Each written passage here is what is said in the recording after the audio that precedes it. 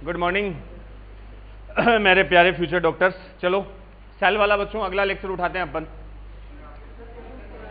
Question वो सब बिठा के एक साथ ही करवाऊंगा मैं अगले लेक्चर में।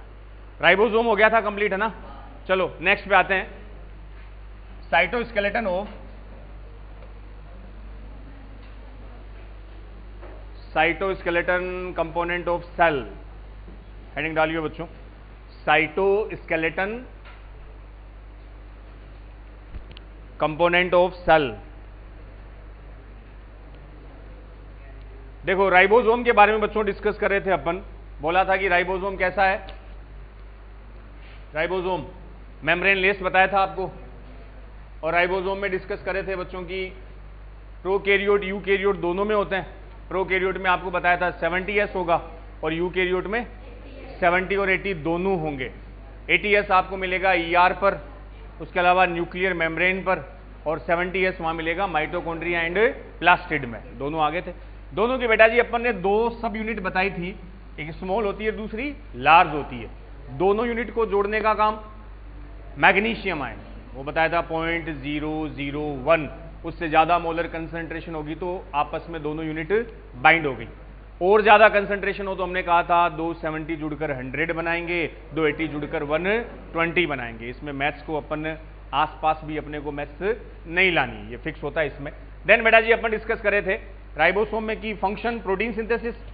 तो बताए थे कई राइबोसोम एक mRNA से जुड़ेंगे और प्रोटीन बना देंगे, तो प्रोटीन की फैक्ट्री थी। उसके अलावा उन यूनिट में याद रख लेना, स्मॉल में वो 5S जो मैंने बताए थे, 70S की जो लार्ज है उसमें 5S और 23S। स्मॉल में आ गया था 16S rRNA। एस क्या था, स्वेडबर्ग यूनिट थी और सेडिमेंटेशन रेट थी कि कैसे टेस्ट ट्यूब में साइज के बेस पर आप उनको सेपरेट करते हो। सेंट्रीफ्यूगेशन फोर्स वहां यूज अपन करते हैं। देन बच्चों 8 जो आ जाए 5.8, 18, 28 ये सारे आपको मिलेंगे 80S यूनिट में उस राइबोसोम में। चलिए अगला बेटा जी पॉइंट लिखियो इसमें,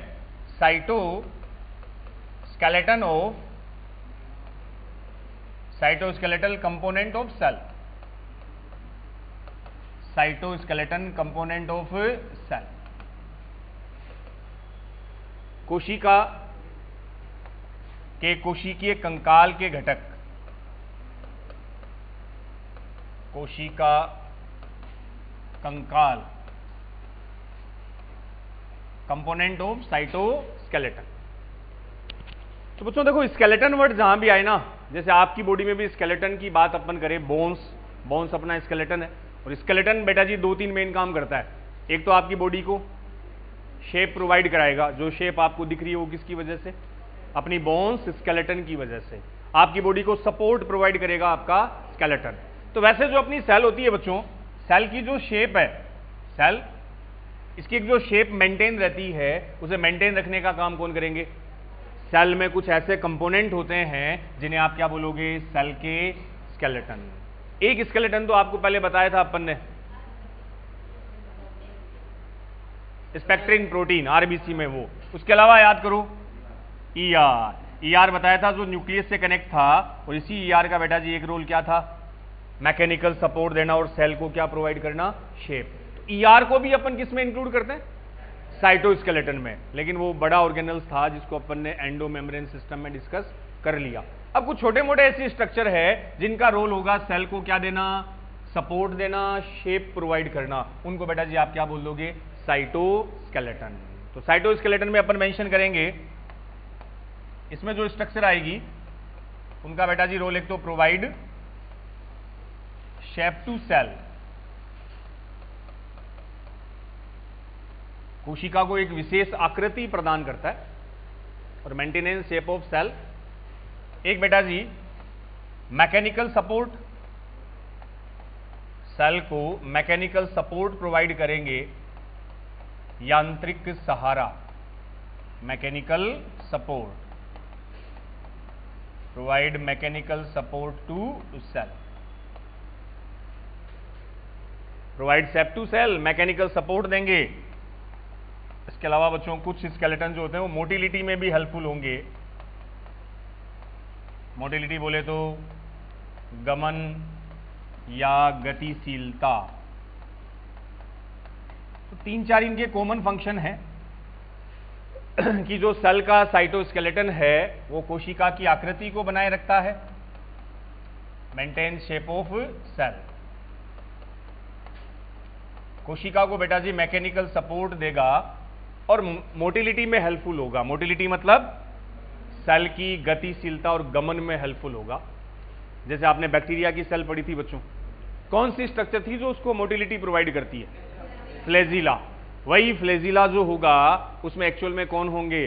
साइटोस्केलेटन। उसी वजह से वो क्या प्रोवाइड करेगी? मोटिलिटी।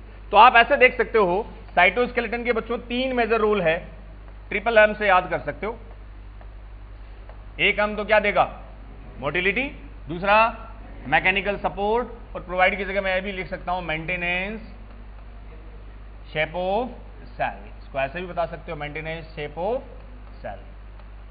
कोशिका की शेप को क्या रखेगा? मेंटेन रखेगा। ये तीनों जो फंक्शन है, ये तीनों रोल बेटा जी किसके रहेंगे? साइटोस्केलेटन के। साइटोस्केलेटन। फिर अपन 3 साइटोस्केलेटन की बात करते हैं, छोटा सा पॉइंट है। तो 3 मेजर रोल, सेल की शेप को मेंटेन करना, बनाए रखना। मेंटेन का मतलब बच्चों बनाए रखना, कोशिका की आकृति को बनाए रखता है हिंदी में। उसे मैकेनिकल सपोर्ट देगा, ऑल्सो प्रोवाइड मोटिलिटी। तो जो ट्रिपल एम है, ये triple N function of cytoskeleton, ये कोशिका कंकाल के कार्य होंगे। अब कौन कौन से साइटोस्केलेटन है इसमें लिख लियो आप। 3 टाइप के बच्चों एक साथ ही डिस्कस करेंगे। Cytoskeleton, 3 important component of cytoskeleton. कोशिका कंकाल में 3 नाम आएंगे बच्चों। First microtubules.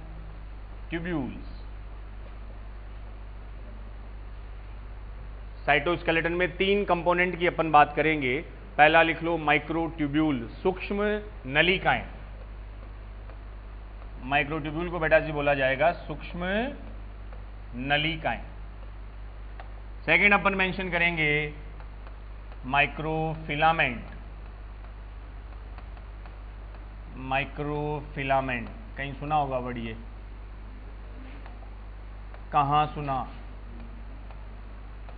मुल्ले में, मसल वाले चैप्टर में। Myofilament, microfilament, muscle fibre, muscle bundle और फाइनली मसल। वही मसल वाला माइक्रोफिलामेंट, हिंदी में बोला सूक्ष्म तंतु। तीसरे बेटा जी साइटोस्केलेटन में नाम लिख लो आप इंटरमीडिएट फिलामेंट। इंटरमीडिएट फिलामेंट, मध्यवर्ती तंतु। इंटरमीडिएट मध्यवर्ती तंतु। 3 टाइप के साइटोस्केलेटन को बेटा जी अपन डिस्कस करेंगे, जिनके मेजर फंक्शन आपको 3 बता दिए। उसके अलावा भी कुछ फंक्शन होंगे, वो भी देख लेंगे अपन। मेन रोल ट्रिपल एम से याद रख लेना, मेंटेनेंस ऑफ शेप, मोटिलिटी और मैकेनिकल सपोर्ट। ये रोल किनका है?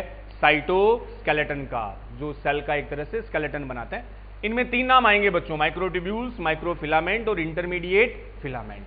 पहली चीज, एक साथ इनके डिफरेंस देख लेते हैं बच्चों। पहला तो मेजर डिफरेंस, एक तो इनमें प्रोटीन और इनका एक डायमीटर। इनका बेटा जी डायमीटर होगा, जो व्यास होगा, नाम डायमीटर के बेस पे देखो। इंटरमीडिएट फिलामेंट, माइक्रोट्यूब्यूल्स और माइक्रोफिलामेंट। माइक्रोट्यूब्यूल में बेटा जी लिख लियो 25 नैनोमीटर। 25 नैनोमीटर। इन तीनों में सबसे बड़े होते हैं। नैनोमीटर याद आया? राइबोसोम, स्मॉलेस्ट सेल ऑर्गेनल्स, वो नैनोमीटर में कंसिडर था। और माइक्रोफिलामेंट बच्चों, इसकी साइज आएगी 6 to 8 नैनोमीटर के होते हैं, और इनकी जो डायमीटर है वो 8 to 12 नैनोमीटर।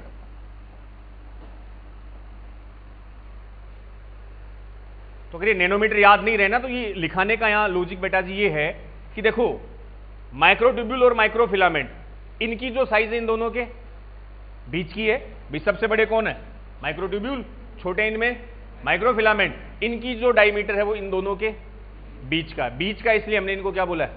इंटरमीडिएट फिलामेंट, मध्यवर्ती। तो बेटा जी माइक्रोट्यूब्यूल और माइक्रोफिलामेंट की साइज के अकॉर्डिंग ये दोनों के इंटरमीडिएट होते हैं। तो ये इन तीनों में लार्जेस्ट है, ये इन तीनों में स्मॉलेस्ट है, और ये दोनों के मीडिएट है। तो साइज याद नहीं रहे तो भी चलेगा, बाकी इस वजह से अपन ने इनको क्या बोला है, इंटरमीडिएट फिलामेंट। सबसे मेन बेटा जी इनकी प्रोटीन, ये सारे प्रोटीन के बने होते हैं। कौन सी प्रोटीन से बना है? माइक्रोट्यूब्यूल में नाम से ही है बेटा जी, ट्यूब्यूल, प्रोटीन का नाम ट्यूब्यूलिन। इसमें जो प्रोटीन आएगी उसका नाम आप लिख लेना बच्चों, tubulin protein, composed of tubulin protein. तो माइक्रोट्यूब्यूल्स ट्यूबुलिन प्रोटीन के बने। माइक्रोफिलामेंट, इसकी प्रोटीन मसल्स में पढ़ते हो आप, मसल कॉन्ट्रैक्शन में एक मेन प्रोटीन आती है, कौन सी?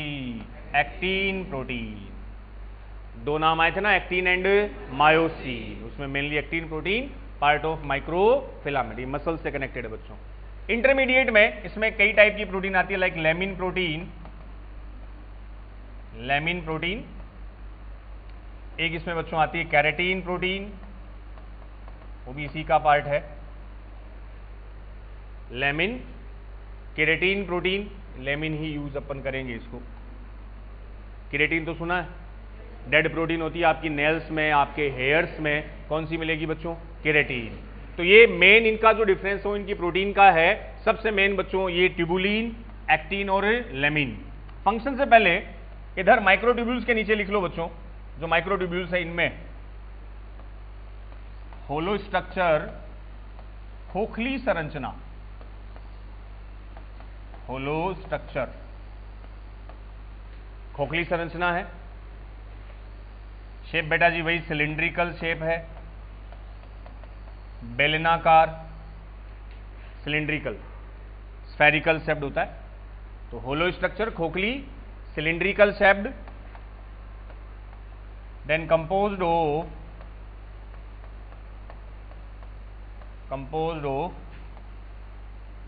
13 tubulin protein, composed of 13 tubulin protein. एक माइक्रोट्यूब्यूल्स में बेटा जी लगभग 13 ट्यूबुलिन प्रोटीन होती है जो एक सीक्वेंस में अरेंज्ड होती है। तो खोखली संरचना है, composed of 13 tubulin protein, Hindi में लिख लो 13 ट्यूबुलिन प्रोटीन से निर्मित। कैसे? तो इसका अरेंजमेंट ऐसे होता है बच्चों, माइक्रोट्यूब्यूल्स में चल रहे हैं अपन, जैसे मान लो ये बना दिया अपन ने बोर्ड पे, देखना एक बेटा जी ये ट्यूबुलिन प्रोटीन है, कौन सी? ट्यूबुलिन। तो माइक्रोट्यूब्यूल्स की प्रोटीन ही कौन सी है? ट्यूबुलिन। अब ट्यूबुलिन प्रोटीन ऐसे अरेंज होगी, 1 2 3 ऐसे, 5 6 7 8 9 10 11 12 और 13। अजीब सा बन गया, वापस से बनाओ। गोला बना लियो, उसमें 13 प्रोटीन अरेंज कर लो। ये लो, ये लो, आ जा भाई।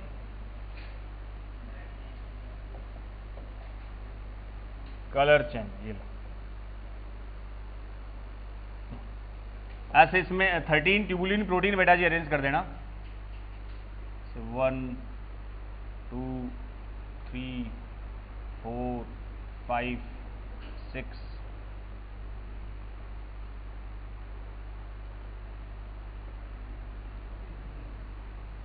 काउंट कर लेना 30। तो ऐसे 13 ट्यूबुलिन प्रोटीन बेटा जी एक सर्कल के फॉर्म में अरेंज होती है। इसी स्ट्रक्चर को अपन बोलते हैं माइक्रोट्यूब्यूल। ऐसे कई एक के ऊपर एक अरेंज होते रहेंगे, ये माइक्रोट्यूब्यूल बन गया। और ये जो प्रोटीन है बच्चों, ये इसमें कौन सी आ गई? Tubulin protein. 13 ट्यूबुलिन प्रोटीन मिलकर ये वाली स्ट्रक्चर फॉर्म करते हैं। अब देखो बनेगा कैसे, ये तो बच्चों एक लेयर होगी, देखना बोर्ड पे, ऐसी कई 5-6 लेयर आ गई, इसके ऊपर दूसरी अरेंज होगी, तीसरी, ऐसे अरेंज होते होते ये सामने आ गया। ये जो होलो स्ट्रक्चर बनेगी पूरी, इसको आप क्या बोलोगे? माइक्रोट्यूब्यूल। समझ गए ना? ये 13 ऐसी है, बिल्कुल एक और ऐसी मैंने साइड में बना दी, उस 13 को इसके ऊपर रख दिया, 3 4 5 ऐसे रखते गए। अरे वही सिक्कों का ढेर है, सिक्कों को ये जो अपन हाथ में कड़े पहनते ना, कुछ भी ले लो, ऐसे 10 कड़े अपन एक सीक्वेंस में रख दिए, तो 10 मिलकर के क्या बन गई? एक माइक्रोट्यूब्यूल। और बीच में से क्या होगा?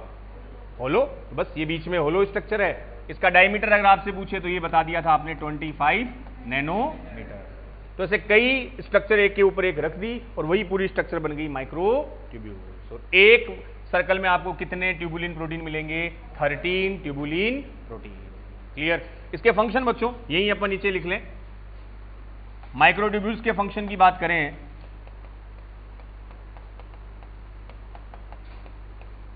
वो 3 फंक्शन तो कॉमन ही है। मेंटेनेंस ऑफ सेल शेप आ गया और मैकेनिकल सपोर्ट आ गया, वो तो फिक्स है। उसके अलावा एक आध फंक्शन इसके अलग से बेटा जी माइक्रोट्यूब्यूल्स में लिख लियो। कंपोनेंट ऑफ स्पिंडल फाइबर, तरकु तंतु का निर्माण, तरकु तंतुओं का निर्माण करता है। लिखो फिर बात करते हैं। कंपोनेंट ऑफ स्पिंडल फाइबर, तरकु तंतुओं का निर्माण। माइक्रोट्यूब्यूल्स में चल रहे हो आप अभी, उसको फाइनल पूरा कर रहे हैं अपन, फिर अगले पॉइंट पे आएंगे। अगला फंक्शन बच्चों इसमें मेंशन कर लेना, कंपोनेंट ऑफ सेंट्रियोल। अगला पॉइंट आज डिस्कस करेंगे अपन सेंट्रियोल के बारे में, उसको भी बनाएगा microtubules. It's component of cilia and flagella. Cilia और फ्लेजिला का कंपोनेंट भी होता है, एक एक समझते हैं, लिख लो पहले। अगला बेटा जी फंक्शन एक लिख लेना, transportation of cell wall material and vesicles. Cell wall material and vesicles. तो पहला फंक्शन बच्चों आ गया कंपोनेंट ऑफ सेंट्रियोल। सेंट्रियोल का घटक होता है तारक केंद्र वर्ड आएगा एक, ये तरकु तंतु बनाता है, सीलिया और फ्लेजिला बनाएगा, पक्षमाभ और कशाभ का निर्माण करेगा। और ट्रांसपोर्टेशन ऑफ सेल्वोल मटेरियल, इसको हिंदी में लिख लियो, कोशिका भित्ति, कोशिका भित्ति पदार्थों तथा वेसाइकल आशय का परिवहन करता है। ट्रांसपोर्टेशन, ये डिफरेंट फंक्शन ऑफ माइक्रोट्यूब्यूल्स। क्या अभी समझते हैं इनको वन बाय वन, ये डिफरेंट फंक्शन। फिर माइक्रोफिलामेंट और इंटरमीडिएट फिलामेंट की बात करते हैं। तो कोशिका भित्ति के पदार्थों और वेसाइकल्स के परिवहन में हेल्पफुल होता है कौन? माइक्रोट्यूब्यूल्स। लिख लिए? अब देखो बच्चों ध्यान से सुनना, स्टार्ट करें अपन, एक बार फिर से सुन लो। अपन ने बात कर दी यहां 3 टाइप के साइटोस्केलेटन उठा लिए। साइटोस्केलेटन का मतलब जो सेल का स्केलेटन बनाते हैं, सेल का कंकाल, कोशिका कंकाल बोल दिया। कंकाल नाम आती है, 3 फंक्शन तो याद ही रख लेना, maintenance of cell shape, mechanical support और मोटिलिटी, गति में सहायक होते हैं।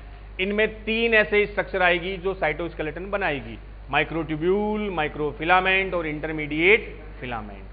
साइज बेटा जी याद नहीं रखनी, इसमें इतना ही ध्यान रख लेना कि इंटरमीडिएट फिलामेंट की जो साइज है, डायमीटर है, वो इन दोनों के बीच का होता है, इसलिए हमने उनको इंटरमीडिएट बोल दिया, मध्यवर्ती। प्रोटीन सबसे इंपॉर्टेंट है इसमें, ट्यूबुलिन, तो माइक्रोट्यूब्यूल्स, इनमें एक्टिन प्रोटीन, इसमें लैमिन और केरेटिन प्रोटीन आती है।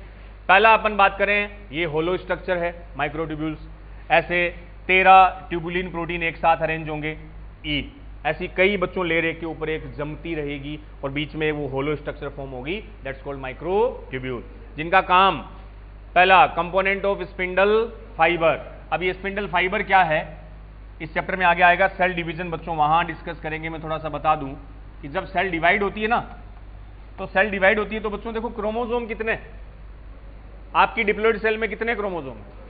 46।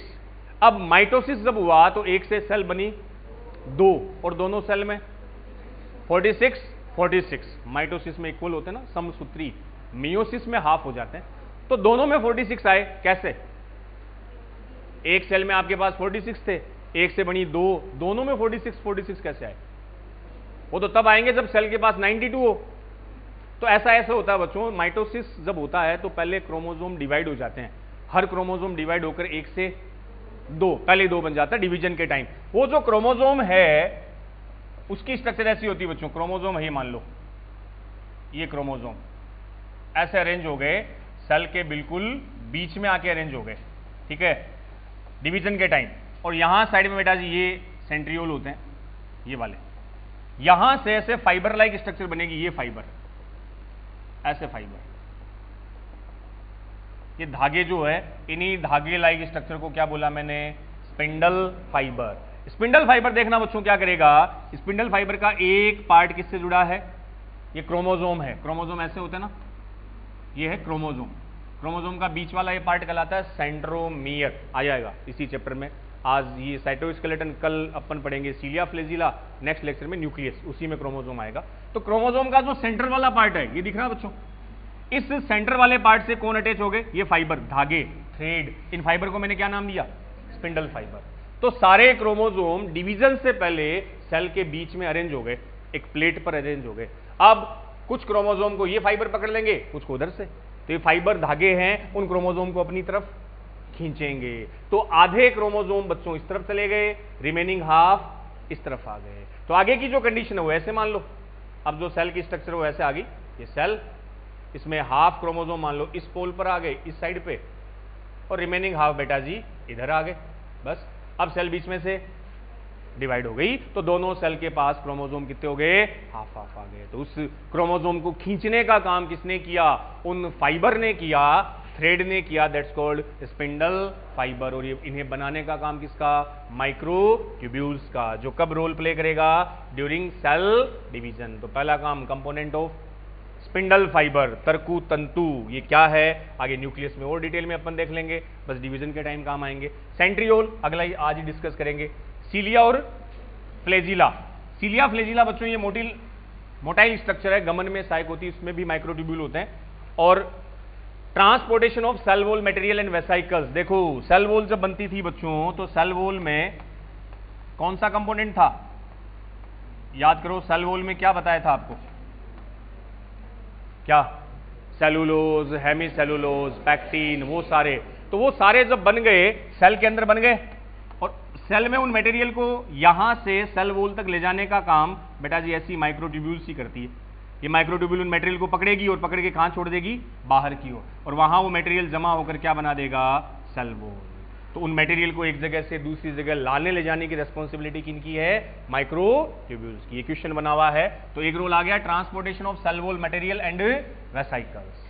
कैविटीज होती है, उन्हें एक जगह से दूसरी जगह कौन लेके जाएगा, माइक्रोट्यूब्यूल्स। अब आओ दूसरी साइड में माइक्रोफिलामेंट, ये तो माइक्रोट्यूब्यूल्स हो गए। माइक्रोफिलामेंट की बच्चों बात करें, ये रहा, इसमें प्रोटीन कौन सी आ गई, एक्टिन। इसमें ये तो होलो स्ट्रक्चर होती है, जबकि माइक्रोफिलामेंट बच्चों इसमें मेंशन कर लेना सॉलिड स्ट्रक्चर, ठोस संरचना, इसमें कैविटी नहीं होती, सॉलिड स्ट्रक्चर, सॉलिड होता है। इसकी स्ट्रक्चर बच्चों ये ऐसे बनेगा, एक एक्टिन, दो एक्टिन, तीसरी एक्टिन, ऐसे।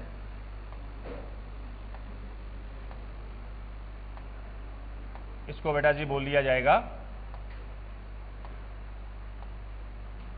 माइक्रोफिलामेंट। तो ये किसके अरेंजमेंट से बना, एक्टिन प्रोटीन के। इसके बीच में कैविटी नहीं होती, इसलिए अपन ने होलो की बजाय इसको क्या वर्ड दे दिया, सॉलिड स्ट्रक्चर। बस इसमें इतना ही। और जो इसके फंक्शन है, अब बच्चों मसल्स में आई थी, तो मसल्स में क्या करवाएगी, मसल कॉन्ट्रैक्शन, मेन फंक्शन आ गया मसल कॉन्ट्रैक्शन।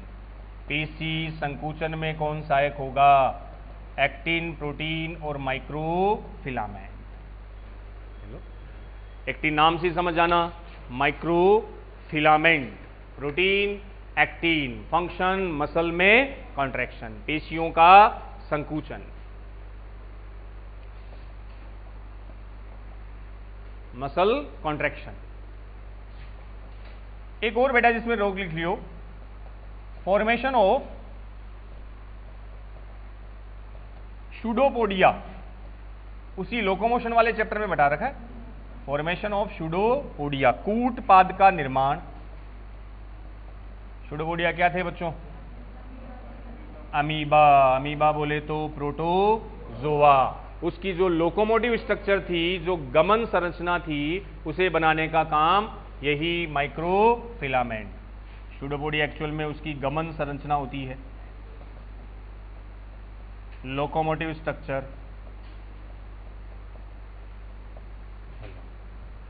उन सूडोपोडिया के अंदर भी कौन आएंगे? माइक्रोफिलामेंट्स आएंगे। तो मेन आ गया muscle contraction, formation of pseudopodia, कूटपाद का निर्माण। सूडोपोडिया को फॉर्म करेंगे। ओ अब देखो सूडोपोडिया कैसे, तो बच्चों अमीबा वाला एग्जांपल लिया था। अमीबा में क्या होता है, जब मूवमेंट करता है अमीबा तो ऐसी ये वाली स्ट्रक्चर फॉर्म करता है चलते टाइप। इन्हीं को हमने क्या बोला था? सूडो। सूडो का मीन फॉल्स, जो ट्रू नहीं होते। पोडिया का मतलब लिम्स। अब ट्रू बच्चों इसलिए नहीं है, जैसे आपके पैर है, अरे चलोगे तो पैर रहेंगे, नहीं चलोगे तब भी रहेंगे, डिसअपियर थोड़ी होंगे। अमीबा में ऐसा होता है कि जब उसको घूमना होता है तब उसमें फॉल्स फिट बन गए, चला घुमा फिरा, जैसे ही मूवमेंट बंद की फॉल्स फिट ऑटोमेटिकली डिसअपियर हो गए। तो जब रिक्वायरमेंट है तभी आएंगे, नहीं तो वहां प्रेजेंट नहीं होंगे। इसलिए बेटा जी क्या नाम दिया? सूडो। सूडो का मतलब फॉल्स फिट, आभासी पैर। अब इन्हें बनाने के लिए देखना, एक तो आउटर प्लाज्मा मेम्ब्रेन तो होती है, उसके अंदर बेटा जी अंदर अगर कोई सपोर्ट नहीं होगा, अरे पैर में अगर हड्डियां नहीं होती चल पाते क्या? बिल्कुल फ्लेक्सिबल, ऐसे मुड़ते वहीं गिर गए, पड़ गए। अब सपोर्ट आपको कौन दे रहा है? बोन्स। बोन सपोर्ट देती है, स्केलेटन सपोर्ट देता है। यहां इन पैर के बीच में बेटा जी ऐसे ये फाइबर लाइक ये स्ट्रक्चर आ गई, ये लो। और ये जो फाइबर दिख रहे हैं यही क्या है? माइक्रोफिलामेंट। इन सूडोपोडिया को क्या देंगे? सपोर्ट, इनका स्केलेटन। तो इनको बनाने का रोल बच्चों किनका रहेगा? माइक्रोफिलामेंट्स का। ये दो इंपॉर्टेंट फंक्शन किनके? माइक्रोफिलामेंट के। चलो तीसरा लास्ट, इंटरमीडिएट फिलामेंट। इसमें लिख लियो बच्चों, सीधा फंक्शन ये लेमिन, ये प्रोटीन एक बता रखी है।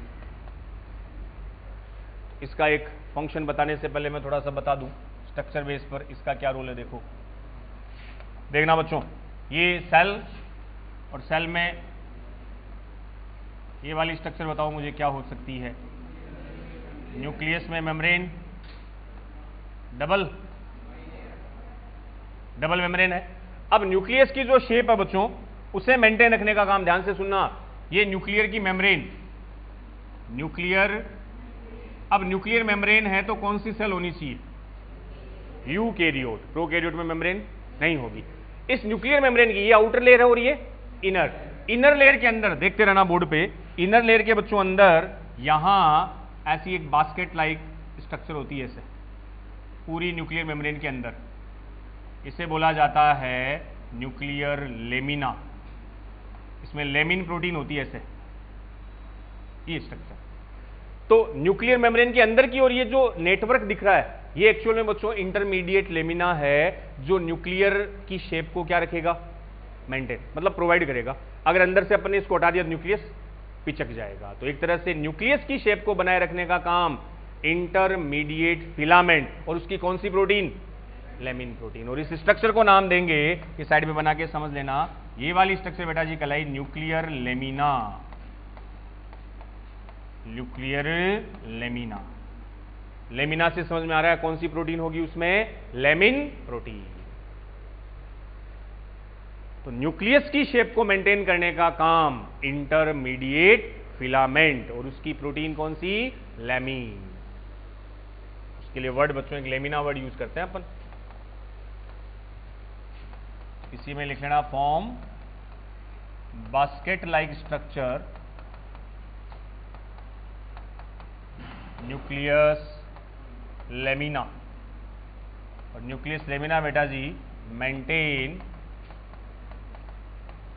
Shape of nucleus. तो बास्केट जाल जैसी एक संरचना बनाती है न्यूक्लियर मेम्ब्रेन के अंदर, तो इसका काम है मेंटेन शेप ऑफ न्यूक्लियस। उसको नाम अपने क्या दे दिया? न्यूक्लियर लेमिना बोल दिया।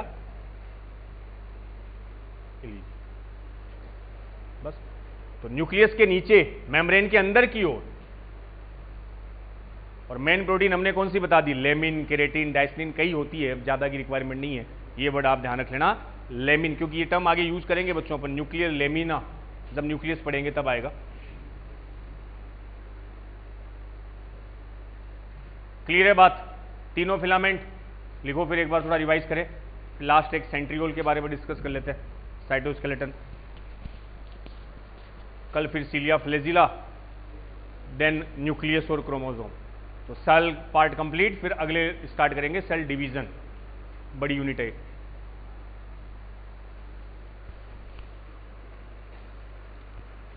Form basket like structure, Hindi में लिख लो, बास्केट जैसी जालीनुमा संरचना बनाती है, जिसे न्यूक्लियर लेमिना कहते हैं। और न्यूक्लियर लेमिना केंद्रक को आकृति प्रदान करता है, मेंटेन शेप ऑफ न्यूक्लियस, केंद्रक की आकृति को बनाए रखता है। अब सुनो, तीनों का बस फंक्शन ही है बच्चों, एक तीनों की प्रोटीन और तीनों के फंक्शन। एक बार बोर्ड पे देखो, प्रोटीन समझ जाओगे, माइक्रोट्यूब्यूल्स आए तो ट्यूबुलिन, इसमें एक्टिन आपने मसल्स में पढ़ी थी, तो मसल कॉन्ट्रैक्शन में हेल्पफुल होगा। इसकी प्रोटीन लेमिन, इसलिए न्यूक्लियर लेमिना वहां यूज होगा। ये होलो स्ट्रक्चर है, जबकि ये कैसी होगी, सॉलिड होगी। ये डायग्राम माइंड में क्लियर कर लेना, 13 ट्यूबुलिन अरेंज होकर ऐसे एक के ऊपर एक जमकर माइक्रोट्यूब्यूल्स बनाते हैं, तो बीच में एक ऐसा है होलो स्ट्रक्चर है। और इसके फंक्शन बच्चों, ये सेंट्रियोल बनाएगा, स्पिंडल फाइबर भी बनाएगा, सीलिया फ्लेजिला में भी आएगा, और कुछ मटेरियल को ट्रांसपोर्ट करने का काम भी किसका, माइक्रोट्यूब्यूल। ऐसे ट्यूब्यूल ये है पेन लाइक। अब सेल वॉल का हेमीसेलुलोज इसके ऊपर जम गए, अब ये उसे जाते कहां ले जाएगा, बाहर ले जाएगा, वहां वो क्या बना देगा, सेल वॉल। लाने ले जाने का काम माइक्रोट्यूब्यूल्स का। दूसरा बच्चों माइक्रोफिलामेंट है, तो कोई दिक्कत नहीं, फिलामेंट है तो आपने उसमें एक्टिन लिख दिया था। एक्टिन आते ही माइंड में एक फंक्शन तो क्लियर है, मसल कॉन्ट्रैक्शन, सबसे मेन यही है। उसके अलावा सूडोपोडिया, अमीबा, प्रोटोजोआ में जो स्ट्रक्चर बनती है, उन्हें सपोर्ट देने का काम कौन करेंगे, माइक्रोफिलामेंट करेंगे।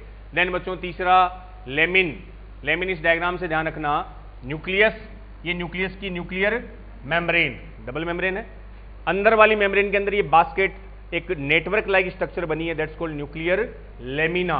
ये न्यूक्लियस की शेप को मेंटेन, अगर इसको हटा दे मेम्ब्रेन पिचक सकती है, तो उस शेप को मेंटेन करने का काम lamin protein, it's part of intermediate filament. तो ये न्यूक्लियर लेमिना बनाएगा, maintain shape of nucleus. Next चलो बच्चों, साइटोस्केलेटन के बाद एक नोटबुक के ऊपर लिख लेना ER वाली लाइन भी पीछे बता रखी है, फिर यहां भी लिख लियो, नोटबुक के ऊपर फंसा देना, एंडोप्लाज्मिक रेटिकुलम।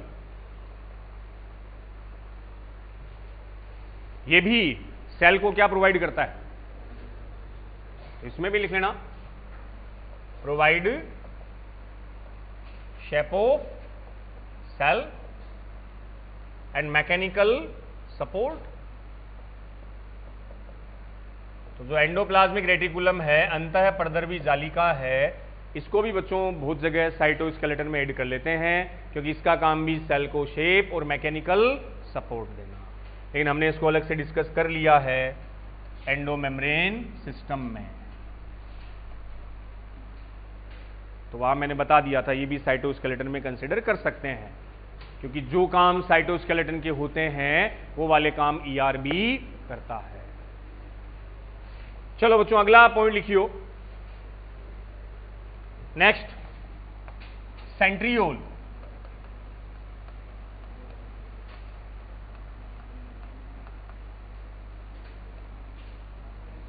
तारक केंद्र, तारक काय, हाँ इंग्लिश में याद रख लेना, दो कंफ्यूजिंग वर्ड है, सेंट्रियोल। नेक्स्ट हेडिंग डाल दो सेंट्रियोल। सेल की जब अपन ऑर्गेनल्स की बात करें उसमें बेटा जी आ गया सेंट्रियोल, तारक केंद्र। अब सेंट्रियोल में कोई स्पेसिफिक फीचर इसका, मेम्ब्रेन लेस, मेम्ब्रेन लेस में दो ही लिखाए थे, राइबोसोम और सेंट्रियोल। डबल मेम्ब्रेन में भी दो ही लिखाए थे, माइटोकॉन्ड्रिया, प्लास्टिड, और सिंगल मेम्ब्रेन में आगे थे लाइसोसोम, ER, गोल्जी बॉडी, वो सब सिंगल मेम्ब्रेन स्ट्रक्चर। तो सेंट्रियोल राइबोसोम की तरह बेटा जी मेम्ब्रेन लेस है, तो पहला सेंट्रियोल में लाइन आएगी, मेम्ब्रेन लेस सेल ऑर्गेनल, झिल्ली रहित कोशिकांग। Like ribosome, membrane less cell organelle. तो पहला बेटा जी आप लिख लियो, मेम्ब्रेन लेस है, इनमें राइबोसोम की तरह मेम्ब्रेन नहीं होती। अगला जो सेंट्रियोल है, सिलिंड्रिकल शेप्ड होती है बच्चों, बेलनाकार, शेप कैसी होगी, बेलनाकार, सिलेंडर की शेप लाइक होती है। अभी डायग्राम से इसको समझेंगे अपन। सिलिंड्रिकल शेप, मेम्ब्रेन लेस, इसमें कोई मेम्ब्रेन नहीं होती। अगला, अब बच्चों सेंट्रियोल की नंबर प्लांट में मिलेंगे, एनिमल में मिलेंगे? एनिमल। डिफरेंस बताया था प्लांट एनिमल सेल का। अरे प्लास्टिड और बड़ी वैक्यूल प्लांट में, प्लास्टिड हरित लवक प्लांट में, और सेंट्रियोल आपको मिलेगा एनिमल सेल में। तो इसमें लिख लियो, found in, present in animal cell, जंतु कोशिका में उपस्थित होते हैं, फाउंड इन एनिमल सेल, जंतु कोशिका में उपस्थित होते हैं, जंतु कोशिका में उपस्थित। हिंदी वाले बच्चे भी नॉर्मली वर्ड ऐसे लिखा करो, इंग्लिश, अंग्रेज बन गए हो तुम, लिखते रहा करो। कहा था ना मैं एमबीबीएस में हिंदी यूज होगी नहीं बच्चों, तो ज्यादा नहीं, इनिशियली सिंपल जो वर्ड है उनको कोशिश किया करो इंग्लिश टर्मिनोलॉजी में चलने दें, बायोलॉजी के तो, क्योंकि यही वो सब्जेक्ट है, यही सेल एनाटॉमी फिजियो है जो आपको सिलेक्शन के, बोला था ना, वो होता ना LIC के बारे में लाइन आती ना, जिंदगी के साथ भी जिंदगी के बाद भी। वैसे बच्चों जूलॉजी अपनी है, सिलेक्शन से पहले भी, सिलेक्शन के एकमात्र सब्जेक्ट है जो सिलेक्शन के बाद भी यूज होगा। जब नीट में सिलेक्ट हो जाओगे, डॉक्टर बनोगे, तो एमबीबीएस में केवल और केवल ये जूलॉजी चलेगी। वहां ना तो कोई वेक्टर पूछेगा, ना बेसिक मैथ्स आएगी, ना रिएक्शन मैकेनिज्म आएगी, कोई मतलब नहीं है। केवल कौन चलेगा, अपनी प्यारी जूलॉजी।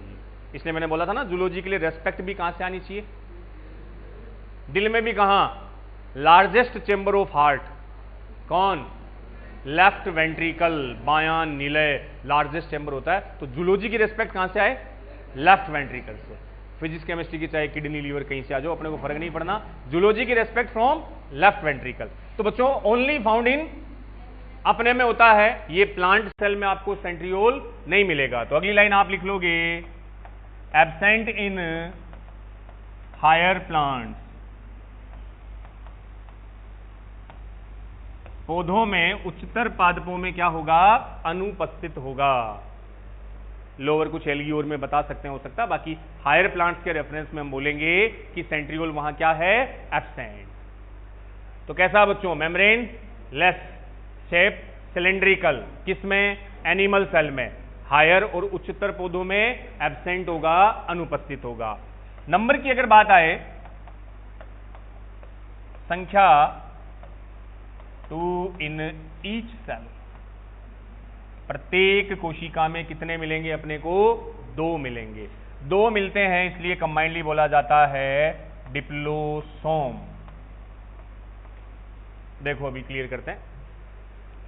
तो प्रत्येक सेल में, एनिमल सेल में, प्लांट में तो है ही नहीं, प्रत्येक एनिमल सेल में बच्चों कितने दिखे, 2 सेंट्रियोल एक साथ है। एक वर्ड और उनके लिए, डिप्लोसोम, दोनों को मिला करके डिप्लोसोम।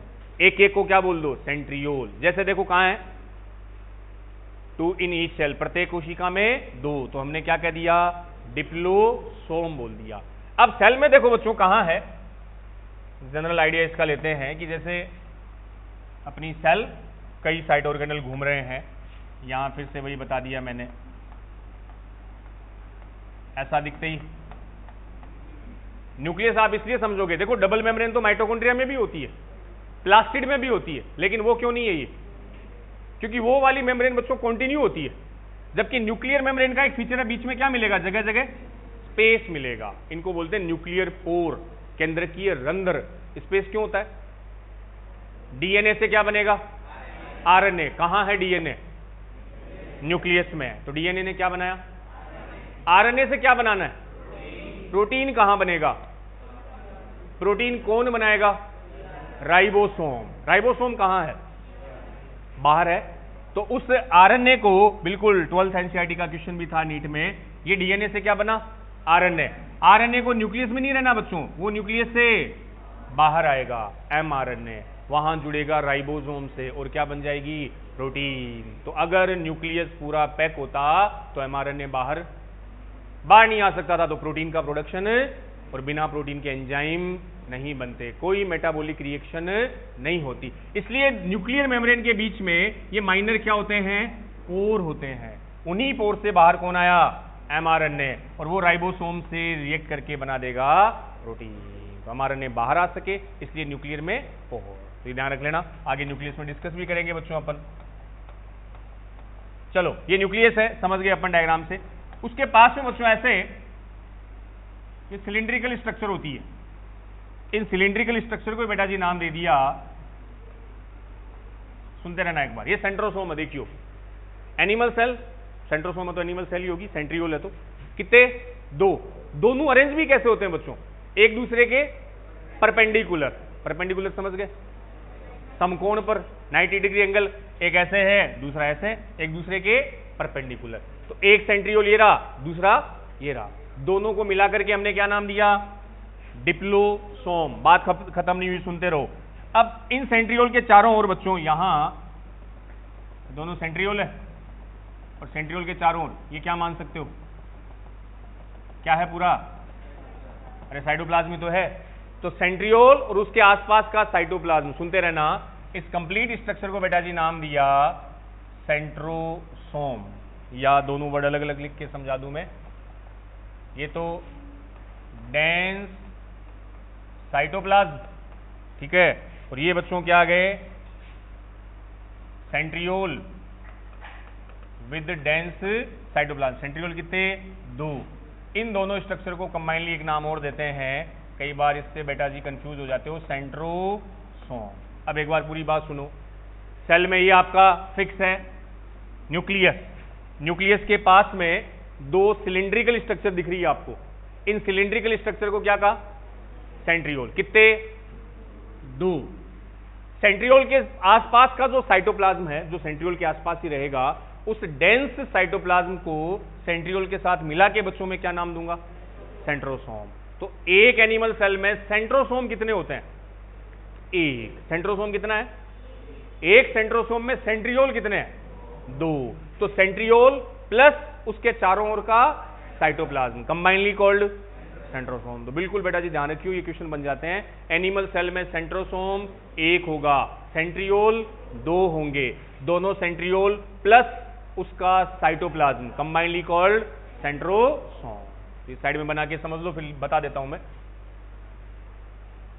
सेंट्रियोल दो है, सिलिंड्रिकल एक दूसरे के राइट एंगल पर अरेंज है, समकोण पर स्थित होते हैं, और उन सेंट्रियोल के चारों ओर का डेंस साइटोप्लाज्म, डेंस का मतलब घना, थोड़ा सा कंसंट्रेट, तो dense cytoplasm with centriole combinedly called centrosome.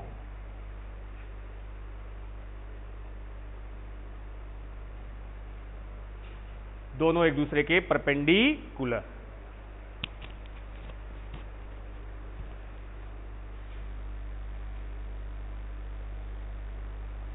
ऐसा सा एक साइटोप्लाज्म और भी बताया था मैंने, एक साइटो ऑर्गेनोल और था जिसके चारों तरफ उसका पर्सनल साइटोप्लाज्म था, गोल्जी बॉडी,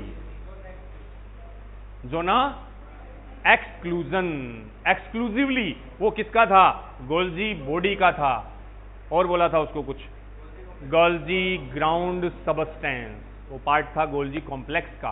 क्यों था उसका भी रीजन दिया था बच्चों, कि गोल्जी बॉडी की जो सिस्टर्नी थी उसका सिस फेज एंडोप्लाज्मिक रेटिकुलम से क्या बना, गया ईआर से बच्चों प्रोटीन और लिपिड बनी। वो प्रोटीन और लिपिड किसके पास आ रही थी, गोल्जी बॉडी। तो कोई बीच में बैरियर नहीं आ जाए, कोई दूसरा साइट ऑर्गेनल नहीं आ जाए, इसलिए उसके चारों तरफ एक पर्सनल उसी का क्या था, साइटोप्लाज्म। तो सिस फेज से वो लिपिड को स्टोर रिसीव करेगा, उसके चारों तरफ क्या लगा देगा, गोल्जी बॉडी का काम पैकेजिंग, क्या जोड़ेगा, carbohydrate, process called glycosylation, protein plus carbohydrate glycoprotein, lipid plus carbohydrate glycolipid. फिर उसे कौन सी फेज से बाहर निकालेगा, ट्रांस फेज से बाहर निकाल देगा। तो सिस से रिसीव, ट्रांस से बाहर। सेल के बाहर कि सेल के अंदर? दोनों जगह हो सकता है। जो भी मैंने कहा उस पर एड्रेस लगेगा, जो भी उस पर एड्रेस लिखा जाएगा उसी के अकॉर्डिंग या तो सेल के अंदर या सेल के बाहर। Secretion, Golgi body. तो बच्चों ये सेंट्रोसोम है, तो यहां आप मेंशन कर लीजिए अगली लाइन में कि सेंट्रोसोम का mean to centriole plus cytoplasm. उन सेंट्रियोल के चारों का जो साइटोप्लाज्म है, कवर्ड साइटोप्लाज्म है, उसे मिला के आप बोल दोगे सेंट्रोसोम। तो एक सेंट्रोसोम में आपके पास कितने? 2 सेंट्रियोल आ गए प्लस साइटोप्लाज्म। और दोनों सेंट्रियोल बच्चों अरेंज कैसे होंगे? Lies perpendicular to each other. दोनों सेंट्रियोल एक दूसरे के परपेंडिकुलर, क्या समकोण? लंबवत, एक दूसरे के लंबवत उपस्थित होते हैं। Perpendicular to each other. एक तो दोनों सेंट्रियोल जो है वो एक दूसरे के परपेंडिकुलर लंबवत उपस्थित होंगे। तो centriole 2 with cytoplasm combinedly called centrosome. तो बच्चों इसमें मेम्ब्रेन क्या रहेगी? एब्सेंट रहेगी। कैसी शेप है? सिलिंड्रिकल है, केवल एनिमल सेल में। नंबर 2 प्लांट सेल में क्या रहेगा? एब्सेंट रहेगा और एक दूसरे के परपेंडिकुलर प्रेजेंट होंगे। अब इसकी जो ट्रांसफर सेक्शन की स्ट्रक्चर है बच्चों, देखना, एक दूसरे के लंबवत उपस्थित। ये जो डायग्राम बनाया ना सिंपली, ये तो आपको बता दी। अब इसका जब ट्रांसफर सेक्शन करेंगे, ये वाला काट ऐसे कट किया इसको, ट्रांसफर सेक्शन समझ गए? ये एक सेंट्रियोल है बच्चों, एक ऐसे होगा और दूसरा ऐसे परपेंडिकुलर। इसको मैंने ऐसे कट किया, ये सेक्शन कौन सा है? ट्रांसवर्स, अनुप्रस्थ काट। अगर मैं ऐसे कट करूं तो लॉन्गिट्यूडिनल। तो इसका ट्रांसफर सेक्शन किया, फिर इसको ऐसे देखा, ये कट करके ये जो डायग्राम बनाया, अपन उसकी बात करते हैं कि ट्रांसवर्स सेक्शन में कैसा दिखता है सेंट्रियोल। तो अगली लाइन में बेटा जी लिख लियो टीएस ऑफ सेंट्रियोल, सेंट्रियोल का अनुप्रस्थ काट, ये मेन स्ट्रक्चर है इसकी। टीएस बोले तो transverse section of centriole, centriole का अनुप्रस्थ काट। ये सेंट्रियोल कंप्लीट इस सेक्शन के साथ। Transverse section of centriole, TS, ये वाला टीएस है, ऐसे कट करो लॉन्गिट्यूडिनल। तो ट्रांसवर्स सेक्शन में जो स्ट्रक्चर दिखेगी बच्चों, इसकी एक वर्ड लिखना, कार्ट व्हील शब्द। कार्ट व्हील बोले तो कार्ट बैलगाड़ी, ऊंट गाड़ी, बैलगाड़ी, उसका जो पहिया होता है वो ले लो, चाहे साइकिल का पहिया ले लो। उन व्हील में, पहिए में बच्चों होता है ना बीच में सेंटर में स्पोक्स लगी, ताड़ियां, वैसी स्ट्रक्चर अभी अपन देखते हैं। तो वैसे आपसे पूछेगी सेंट्रियोल की शेप कैसी है, तो आपका आंसर हो जाएगा सिलिंड्रिकल, बेलनाकार। लेकिन ट्रांसफर सेक्शन में बेटा जी वो कैसा दिखेगा? कार्ट व्हील शेप, बैलगाड़ी के पहिए जैसी संरचना, बैलगाड़ी के पहिए जैसी संरचना, कार्ट व्हील शेप। कब? इन ट्रांसवर्स सेक्शन। तो कैसे कार्ट व्हील है, ये इसका एक लास्ट अपन डायग्राम बना लेते हैं। तो structure cart wheel shaped in transverse section. देखिए बच्चों डायग्राम में, अब सेंट्रियोल बना किसका है? पीछे लिखा था अभी माइक्रोट्यूब्यूल। माइक्रोट्यूब्यूल क्या बना रहा है? सेंट्रियोल। तो देखना बच्चों अरेंजमेंट कैसे है, थोड़ा सा ध्यान से देते हुए इस डायग्राम को बनाइए। ऐसे 3 माइक्रोट्यूब्यूल्स अपन ने अरेंज कर दी। ये 3-3 के अपने को 9 माइक्रोट्यूब्यूल्स बनाने हैं। बनाओ देखें। पहले मैं थोड़ा सा इसकी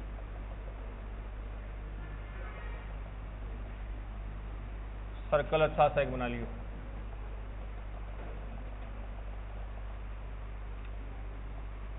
सर्कल सा बना के फिर बना लो।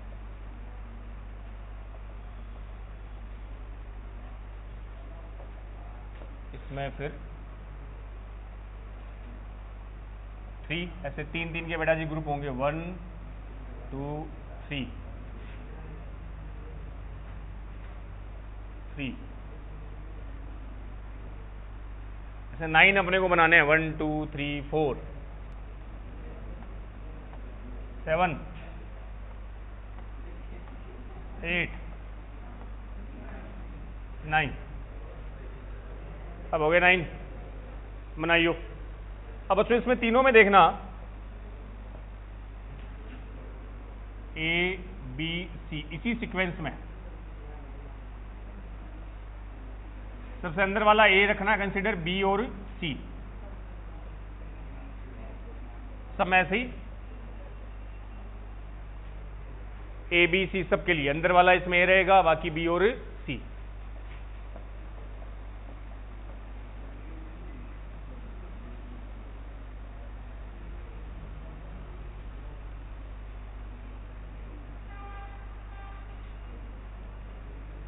सेंटर में हब ये बना दियो।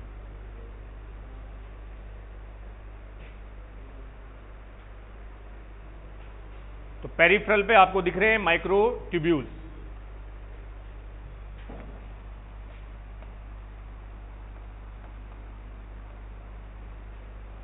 इतना बना के देखना बोर्ड पे एक बार। तो ये तीनों जो बच्चों दिख रहे हैं ना, ये तीनों माइक्रो ट्यूब्यूल्स है। अभी लिखा है था माइक्रो ट्यूब्यूल्स का फंक्शन क्या बनाना, सेंट्रियोल। तो ये ऐसे टोटल कितने हैं, 9 माइक्रो ट्यूब्यूल्स, वैसे 9 है, और ईच में कितने होंगे, 3 होंगे। अब देखो एक बार बोर्ड पे थोड़ा सा इस डायग्राम को बनाते टाइम, इसका बेटा जी ए सबसे अंदर, ये इनर है, और सी सबसे बाहर, तो इनर टू आउटर होगा ए बी सी, ये सीक्वेंस। अब एक का ए देखना बोर्ड पे, ए दूसरे माइक्रोट्यूब्यूल्स के सी से कनेक्ट होगा बच्चों, ए कनेक्ट होगा सी से, इसका ए कनेक्ट होगा सी से, इसका ए अगले के सी से, इसका सी से, ये वाला कनेक्शन कर लो। ए का ए अगले के सी से कनेक्ट होगा,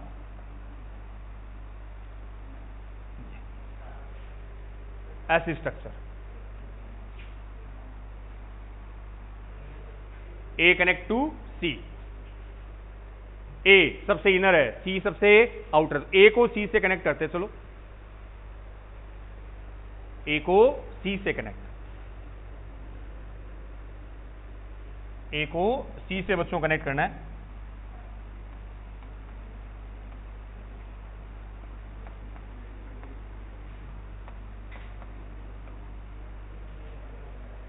बन गया, देखते रहो एक बार, थोड़ा सा कॉम्प्लेक्स स्ट्रक्चर है। दूसरा बच्चों सुनो, आगे इतनी बात समझ। तो ए को हमने कनेक्ट कर दिया सी से, ए बी सी है क्या, माइक्रोट्यूब्यूल्स है। माइक्रोट्यूब्यूल्स के 3 3 के ग्रुप है, दैट्स कॉल्ड ट्रिपलेट। लेबलिंग अपन बाद में करेंगे, लेबलिंग इसकी। अब सुनो, ये बीच में हब है। अब देखो कैसे कनेक्ट होता है बच्चों।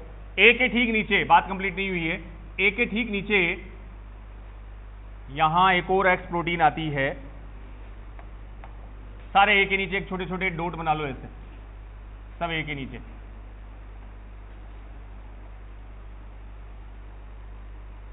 सारे डॉट ए के नीचे, सब ए प्रोटीन के नीचे अपने डॉट बना लिए। सारा सेंट्रियोल में सब कुछ प्रोटीन का बना है, all structure are proteinaceous in nature, सब प्रोटीन की बनी हुई है। बन गए ए के नीचे डॉट। अब चारों तरफ बच्चों मेम्ब्रेन होगी कि नहीं होगी, नहीं होगी, मेम्ब्रेन लेस है, कोई आउटर कवरिंग नहीं है। ए के नीचे अपन एक एक डॉट बना लिए, ठीक है। अगले स्टेप में आओ, ये कलर ले लो, दो एक देखना बच्चों, ये जो आपने नए डॉट बनाए ए के नीचे, इन दो के बीच में एक डॉट और बनाना है। यहां पहले बोर्ड पे देख लेना, दो ये जो पिंक डॉट बनाए थे इनके बीच, ये भी प्रोटीन के डॉट होते हैं, अरेंज होते हैं अलग अलग सीक्वेंस में। चलो, ए के नीचे जो आपने डॉट बनाए थे, इन दो डॉट के बीच में एक और, टोटल 9 हो जाएंगे। ये भी बना लो, क्या है इनके नाम आएंगे अलग अलग, स्ट्रक्चर में पूछते हैं ये।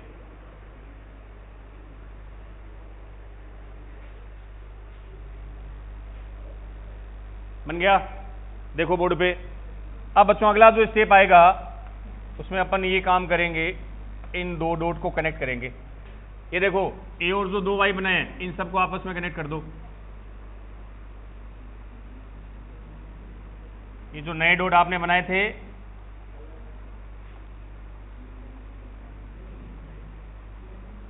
आपके पास तो अलग अलग कलर है सर, हमारे पास तो एक ये वो भी पेन चलता है और कभी नहीं चलता।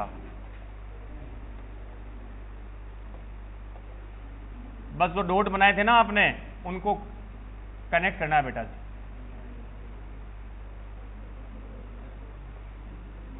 कर लिए?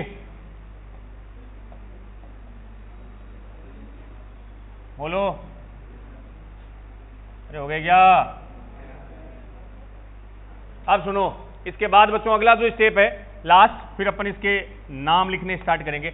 ये बीच में जो सेंट्रल हब है देखियो बोर्ड पे। अब कार्ट व्हील कैसे बना? ये पहिया है, पहिए के बीच में ताड़ियां होती ना, स्पोक्स जिनको बोलते हो आप, ये सेंटर वाला धुरी। यहां से देखो बच्चों स्पोक्स लाइक स्ट्रक्चर, पहले देखना बोर्ड पे, जिसके भी जो ए है, ए वाली यूनिट को किससे जोड़ दो? इस सेंटर से जोड़ दो हर जगह। ए को हमने जोड़ दिया इस सेंटर से, ये स्पोक्स बन गए। ए को इस सेंटर से जोड़ते रहो, ए को जोड़ दिया इस सेंटर से, ये लो, ए को जोड़ दो सेंटर से। इस कंप्लीट स्ट्रक्चर को बोला है कार्ट व्हील शब्द, बैलगाड़ी के पहिए जैसी स्ट्रक्चर। अब अपन इसकी लेबलिंग करेंगे, देखेंगे कौन सी स्ट्रक्चर क्या है। बस ये पूरा सेंट्रियोल की स्ट्रक्चर कर दिया। अब आओ बोर्ड पे, देखना बच्चों, सबसे पहले क्या किया सुनो, ए बी सी ये तीन क्या थे? माइक्रोट्यूब्यूल्स। ऐसे कितने हैं? 9 माइक्रोट्यूब्यूल्स ऐसे अरेंज है, सब तीन की फॉर्म में अरेंज है, दैट्स कॉल्ड ट्रिपलेट। फिर अपन ने क्या किया, एक का ए और दूसरे का सी, ए अंदर है सी बाहर है, इसको आपस में कनेक्ट कर दिया ए और सी को। देन बच्चों ए के नीचे एक और प्रोटीन की स्ट्रक्चर आपने बनाई, उन दो के बीच में एक अलग से प्रोटीन बनाई, उनको आपने कनेक्ट कर दिया। देन जो बीच का हब था उसे हमने ए से कनेक्ट कर दिया, ये स्पोक्स लाइक स्ट्रक्चर बन गई, ताड़ियों जैसी संरचना बन गई। इसी पूरे को बोला कार्ट व्हील स्ट्रक्चर। अब देखो नाम दे रहा हूं मैं, पहले आप देखते रहना, समझ आ जाएंगे। ये वाले जो तीन है, इन तीनों को बोला माइक्रोट्यूब्यूल्स, और ग्रुप है तीन का, दैट्स कॉल्ड ट्रिपलेट। सुनते रहना, पेरिफेरल माइक्रोट्यूब्यूल कितने हैं? 3। अरेंज कैसे होगा? Inner to outer, A B C. एक बार सुनो पहले लेबलिंग। अब देखो बच्चों, इसके लिए वर्ड यूज किया, ये वाली सब प्रोटीन के बने हैं, जो भी दिख रहा है वो सारा का सारा प्रोटीन है। ये जो कनेक्ट दिखा आपको, ये ए को सी से कनेक्ट कर रहा है, ये रहा ए को C, A C, that's called A C linker. A को सी से लिंक करने वाला, जोड़ने वाला, लिखते चलो, दैट्स कॉल्ड एसी लिंकर। इसको एसी लिंकर बोल लिया। अगला, अब ये जो सेंटर में दिख रहा है ये वाला, इस सेंट्रल स्ट्रक्चर को बेटा जी नाम दिया है, ये वाली स्ट्रक्चर कहलाएगी हब। धुरी हब होगी बीच में, प्रोटीनियस है, इसमें कोई ट्यूब्यूल्स यहां होते नहीं है, सभी प्रोटीनियस है। वैसे तो लिखना क्या है, प्रोटीन से निर्मित क्या कहलाया? हब कहलाया, सेंटर में हब। अब एक और लेबलिंग देखना बच्चों, जो ए के नीचे आपने डॉट बनाए थे, किसके? ए के नीचे, ये वाला डॉट देखना एक बार बोर्ड पे, ये जो पिंक कलर का ना ए के नीचे, इस डॉट को नाम देते हैं एक्स, एक्स फाइबर या एक्स फिलामेंट।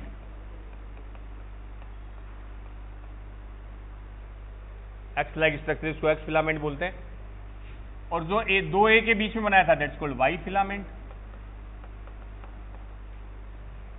एक्स और वाई प्रोटीनियस स्ट्रक्चर। तो ए के नीचे जो बनाए थे ये 9, ये थे एक्स, और दो एक्स के बीच ये जो ब्लू, स्काई ब्लू कलर वाला है वो वाई।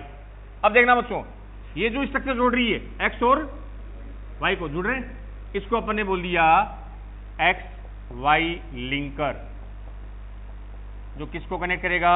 एक्स को वाई से, that's called X Y linker. सब कुछ प्रोटीन का बना, एक्स वाई लिंकर। लास्ट जो लेबलिंग है वो ये हब को किससे जोड़ रहा है? ए से। ये वाले, ये जो स्पोक्स लाइक स्ट्रक्चर है, दैट्स, इनको बोल भी क्या दिया? रेडियल स्पोक,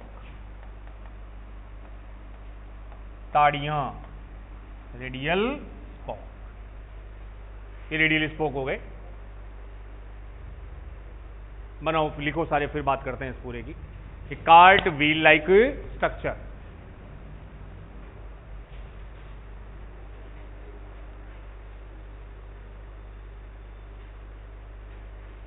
फिर से बना के बता दूंगा मैं इसको, अंडू रीडू से अपन वापस ले आएंगे इसको। बन गया ना ये? अब सुन लो एक बार, लेबलिंग बता दूं पहले मैं। ए बी सी तीनों माइक्रोट्यूब्यूल है, 3 है तो मैं क्या बोलूंगा? ट्रिपलेट का ग्रुप है। वैसे टोटल 1 2 ये ट्रिपलेट कितने हैं? 9 है। अरेंजमेंट बेटा जी, सबसे अंदर वाला माइक्रोट्यूब्यूल ए होगा, फिर बी और सबसे बाहर सी। तो आपसे पूछे inner to outer, A B C, outer to inner, C B A. ठीक है, एक का ए और अगले का सी, ए और सी ऐसे कनेक्ट होंगे, दैट्स कॉल्ड एसी लिंकर। सब किसका बना? प्रोटीन का बना। अब बच्चों, ए के नीचे अपन एक एक प्रोटीन के फाइबर और लगा दिए। ए के जो नीचे बनाए हैं वो है x fibre, x like structure होती है, एक्स फाइबर बोल दिया। 2 एक्स फाइबर के बीच में ये वाई फाइबर फिलामेंट होता है, ये सारे भी आपस में कनेक्ट होते हैं। तो एक्स और वाई को जोड़ने वाले एक्स वाई लिंकर। सेंटर में जो मेन प्रोटीन है उसे आपने बोला हब, किसका बना? प्रोटीन का बना। इसी हब से ए तक ये फिलामेंट लगे हुए हैं, ए और हब को। ये आपको उस टायर की स्पोक, ताड़ियों जैसे दिखते हैं, दैट्स कॉल्ड रेडियल स्पोक। कितने रेडियल स्पोक होंगे? 9 होंगे, क्योंकि 9 ही ये ट्रिपलेट स्ट्रक्चर है। तो रेडियल स्पोक की नंबर हमने लिख ली ब्रैकेट में 9। और किसके बने? वही प्रोटीनियस स्ट्रक्चर। तो रेडियल स्पोक की नंबर कितनी हुई? 9, और सारा का सारा प्रोटीन का बना। ये कार्ट व्हील लाइक स्ट्रक्चर होगी क्या? सेंट्रियोल। ये सेंट्रियोल की स्ट्रक्चर है। अब 2-4 बातें अपन इसके लिए लिख लें और 1-2 इसके फंक्शन। ये कंप्लीट हो गया। बोलो, डायग्राम में कोई इशू? कुछ नहीं, बस सबसे पहले 3 इसको बना दिया। पूछते तो क्या, डायग्राम तो पूछते हैं नहीं, वो लेबलिंग आ जाती है। ए और सी, एसी लिंकर, एक्स और Y, X Y linker. Hub से ए तक का कनेक्शन रेडियल स्पोक, जो नंबर में 9 होगी। और ये जो माइक्रोट्यूब्यूल्स है ये 3-3 के फॉर्म में अरेंज होंगे। ग्रुप ऑफ 3 माइक्रोट्यूब्यूल्स, तो इसलिए क्या बोल दिया? ट्रिपलेट। ट्रिक कहलाता है। तो देखना बच्चों, 2-4 लाइन आप इसमें लिख लियो। इसका जो अरेंजमेंट है, ग्रुप ऑफ 3 माइक्रोट्यूब्यूल्स और arrangement of 3 microtubules, arrangement of peripheral arrangement of 3 microtubules is called triplet.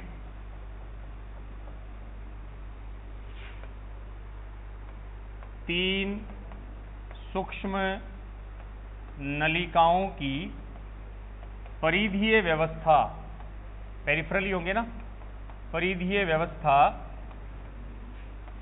Triplet कहलाती है। एक लाइन है, peripheral arrangement of 3 microtubules.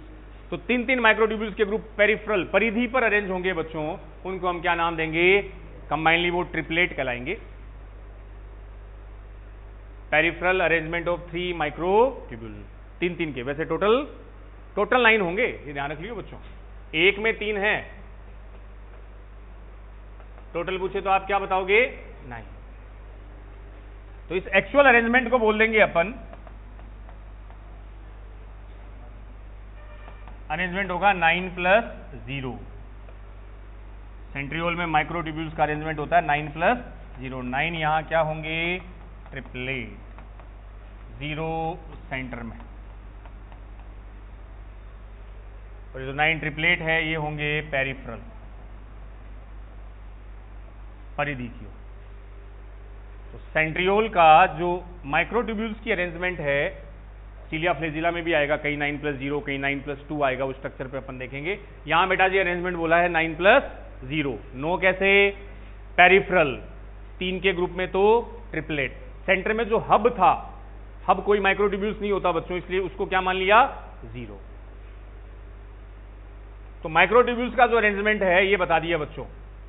Peripheral पे कितने 1 2 3 4 5 6 7 8 9 और सेंटर में 0, यहां कोई माइक्रोट्यूब्यूल्स नहीं होता। 9 प्लस 0 और 9 में भी कैसे 3, तो उसको बोल दिया ट्रिपलेट। तो ये 9 प्लस 0 अरेंजमेंट हो गया। रेडियल स्पोक की नंबर आपको टोटल 9 बताई दी, वो प्रोटीन से कनेक्ट हो गया। और ट्रिपलेट में भी एक मेंशन कर लेना,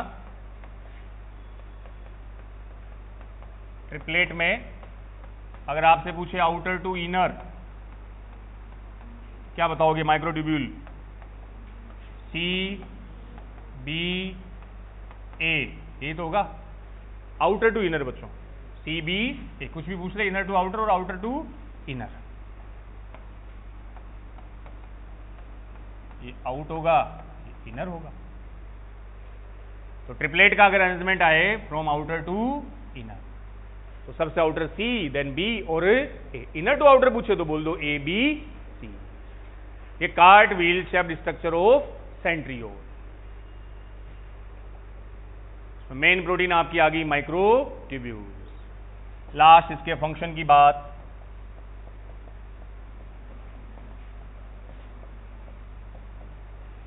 सेंट्रियोल के फंक्शन बच्चों। मेन रोल सेल डिवीजन, इसका मेन फंक्शन होगा सेल डिवीजन में बेटा जी रोल आएगा। कोशिका विभाजन में सेंट्रियोल का मेन रोल आता है डिवीजन में, वही सबसे मेन फंक्शन तो इसका वही है, play major role in cell division. कोशिका विभाजन में मुख्य भूमिका, play major role in cell division.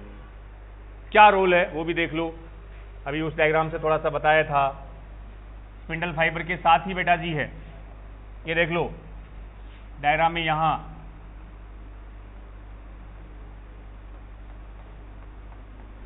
ये स्ट्रक्चर में क्या मान सकते हो? सेंट्रियोल। ये सेंट्रियोल है। क्रोमोसोम कहां अरेंज हो गए थे? सेल के बिल्कुल सेंटर में, ऐसे ही तो थे बच्चों। ये लो, अब इन सेंट्रियोल से ये फाइबर आ गए, इन फाइबर को क्या बोला? Spindle fibre. बात समझ रहे हो?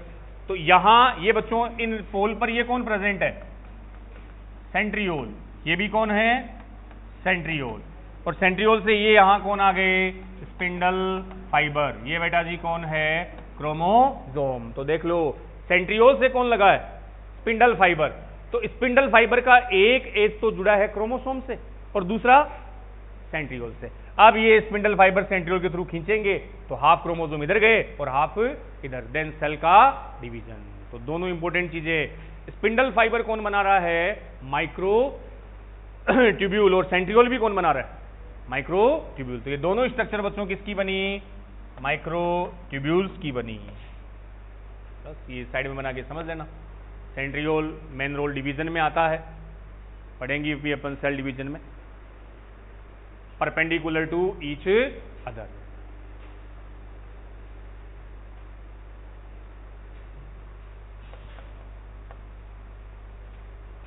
बनाया था ना डायग्राम, वही है बस, ये आप ध्यान रख लेना। ये सेंट्रियोल है, ये धागे, धागे क्या है? स्पिंडल फाइबर, जो किससे कनेक्ट होंगे? क्रोमोसोम। क्रोमोसोम को अपनी ओर खींच लेंगे तो हाफ हाफ क्रोमोसोम एक दूसरे की साइड में गए, देन बीच में से सेल डिवाइड।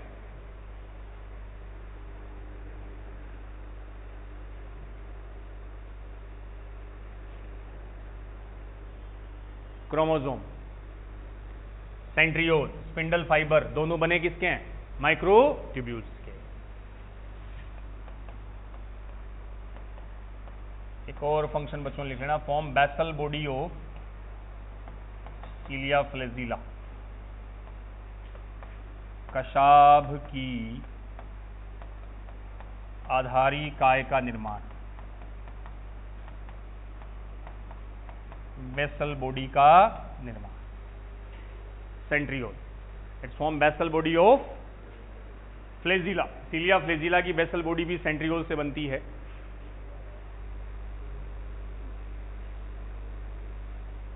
अगला कल पॉइंट पढ़ेंगे, सीलिया फ्लेजिला उसमें आएगा ये। तो form basal body of flagella cilia, उसका जो बेस वाला पार्ट है बच्चों को किसका बनेगा?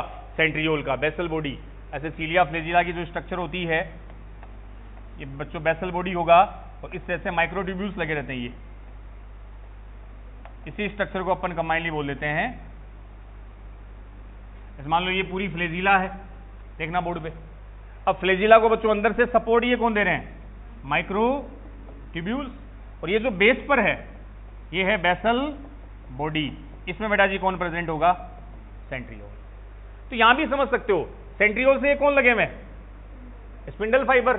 स्पिंडल फाइबर एक्चुअल में किसके बने, माइक्रोट्यूब्यूल। वही चीज देख लो बच्चों, यहां ये बेसल बॉडी है, सेंट्रियोल, इससे भी क्या लगे हैं, माइक्रोट्यूब्यूल। और माइक्रोट्यूब्यूल एक तरह से फ्लेजिला का इंटरनल क्या बना रहे हैं, स्केलेटन बना रहे हैं। तो सीलिया फ्लेजिला किसका बना था, माइक्रोट्यूब्यूल्स का। इसको अपन कल डिटेल में देख लेंगे। तो फटाफट में एक बार सेंट्रियोल बच्चों फिर से रिवाइज करवा दूं, छोटा सा लेकिन इंपॉर्टेंट साइटो ऑर्गेनल है। तो आज अपन ने साइटोस्केलेटन और सेंट्रियोल के बारे में डिस्कस किया। आओ देखिए बोर्ड पे एक बार, सेंट्रियोल। तो पहला ही पॉइंट आ गया बच्चों, राइबोसोम की तरह कैसा होगा, मेम्ब्रेन लेस होगा, कोई मेम्ब्रेन नहीं है। अगर नॉर्मली सेंट्रियोल की शेप पूछी जाए तो आपका आंसर सिलेंड्रिकल जाएगा। नॉर्मली कैसा है, सिलेंड्रिकल शेप्ड के होंगे, ये रहे सिलेंड्रिकल। लेकिन जब ट्रांसवर्स सेक्शन की बात करो तब cart wheel. Found in animal, higher plant में एब्सेंट नहीं होंगे, वहां एब्सेंट होते हैं। नंबर 2 इन ईच सेल, अपनी हर सेल में कितने होंगे, 2 सेंट्रियोल प्रेजेंट होंगे, ये रहे, और दोनों एक दूसरे के परपेंडिकुलर। सेंट्रियोल के साथ उसका साइटोप्लाज्म भी होगा, तो सेंट्रियोल विद साइटोप्लाज्म क्या कहलाया बच्चों, वो कहलाया सेंट्रोसोम। तो एक सेंट्रोसोम में सेंट्रियोल कितने, 2, दोनों सेंट्रियोल को मिला करके डिप्लो, डाई का मतलब 2, डिप्लोसोम। और दोनों centriole lie perpendicular to each other, एक दूसरे के लंबवत उपस्थित होते हैं। अब जब सेंट्रियोल का ट्रांसवर्स सेक्शन काटेंगे बच्चों, अनुप्रस्थ काट, तब कैसा दिखेगा, कार्ट व्हील शेप्ड, बैलगाड़ी के पहिए जैसा। और जब इस स्ट्रक्चर को देखोगे तो उसमें 9 पेरिफेरल माइक्रोट्यूब्यूल, 9 परिधि पर व्यवस्थित माइक्रोट्यूब्यूल होंगे, और हर में बेटा जी कितने, 3 microtubule. So it's called triplet, 3 का ग्रुप। और इसको नंबरिंग देखो आप, inner to outer, A B C. अब कनेक्ट होने के लिए एक का ए और दूसरे का सी, ये लिंक होते हैं, that's called AC linker. Linker का मतलब जोड़ने वाला। फिर ए के नीचे एक अलग से प्रोटीन ये स्ट्रक्चर है, दैट्स कॉल्ड एक्स फाइबर और फिलामेंट। 2 एक्स के बीच एक वाई होगा, तो ये एक्स वाई भी आपस में कनेक्ट होंगे, that's called X Y linker. Then बीच में बच्चों हब है, प्रोटीन का बना हब, उस हब से ए वाले माइक्रोट्यूब्यूल्स को कनेक्ट कर दिया। ये स्पोक्स लाइक स्ट्रक्चर क्या कहलाई, रेडियल स्पोक, ये भी नंबर में 9 होगी। ये इसकी स्ट्रक्चर आ गई। तो जब आप इसको रिप्रेजेंट करोगे बच्चों तो हम लिखेंगे 9 + 0। 9 कहां है, पेरिफेरल है, और सब में 3, तो बोला ट्रिपलेट। सेंटर में हब है, उसको माइक्रोट्यूब्यूल कंसीडर नहीं करते, तो 9 + 0। देन बच्चों कहा, आपसे पूछे अरेंज कैसा है, तो outer to inner C B A, सबसे अंदर ए, सबसे बाहर सी, ये माइक्रोट्यूब्यूल्स होंगे। रोल है सेल डिवीजन में, ये सेल डिवीजन में सेंट्रियोल से स्पिंडल फाइबर क्रोमोसोम को खींचेंगे and also form basal body of flagella. Flagella की स्ट्रक्चर कल आएगी, उसका जो बेसल वाला पार्ट है वो किसका बना, सेंट्रियोल। इसी से कौन लगे, माइक्रोट्यूब्यूल्स, जो एक तरह से उसका साइटोस्केलेटन बनाएंगे। क्लियर। सीलिया फ्लेजिला बेटा जी हेल्पफुल होगा मोटिलिटी में। चलो कल अपन डिस्कस करेंगे सीलिया एंड फ्लेजिला के बारे में। तब तक के लिए वही, थैंक यू, जय हिंद।